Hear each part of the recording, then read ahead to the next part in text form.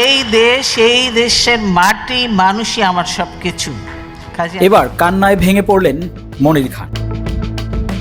গায়ক মনির খান বিএনপির রাজনীতির সঙ্গে জড়িত দীর্ঘদিন ধরে।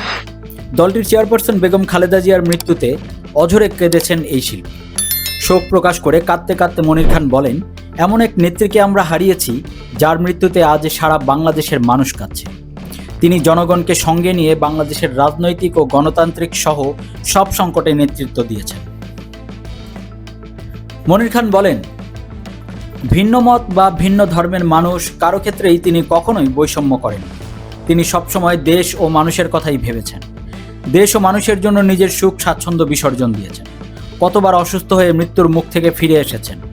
দেশের বাইরে গিয়ে উন্নত চিকিৎসার জন্য অনেক চেষ্টা করা হয়েছিল, কিন্তু তিনি কখনো যেতে চাননি। সবসময় দেশের মাটি ও মানুষের কাছাকাছি থাকতে চেয়েছেন। তিনি আরও বলেন, শেষবার তাকে উন্নত চিকিৎসার জন্য লন্ডন নিয়ে যাওয়ার কথা ছিল, কিন্তু তিনি স্পষ্টভাবে বলেছিলেন তার মৃত্যু যেন দেশের মাটিতেই হয়, জানাজা ও দাফন যেন এই মাটিতে সম্পন্ন হয়। আজ আমার মতো সারা দেশের মানুষ বাকরুদ্ধ হয়ে আছে। আল্লাহ তাকে বেহেশত নসিব করুন। তার পরিবারের সদস্য ও সংশ্লিষ্ট সবাইকে শোক সহ্য করার তৌফিক দান করুন।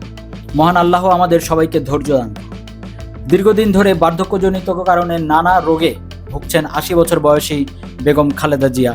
আজ মঙ্গলবার বাংলাদেশ সময় ভোর ৬টার দিকে রাজধানীর এভারকেয়ার হসপিটালে মৃত্যুবরণ করেন। অন্তর্বর্তী সরকার জানিয়েছে, বুধবার বাদ জোহর জাতীয় সংসদের দক্ষিণ প্লাজা ও সংলগ্ন মানিক মিয়া এভিনিউতে তার জানাজা অনুষ্ঠিত হবে।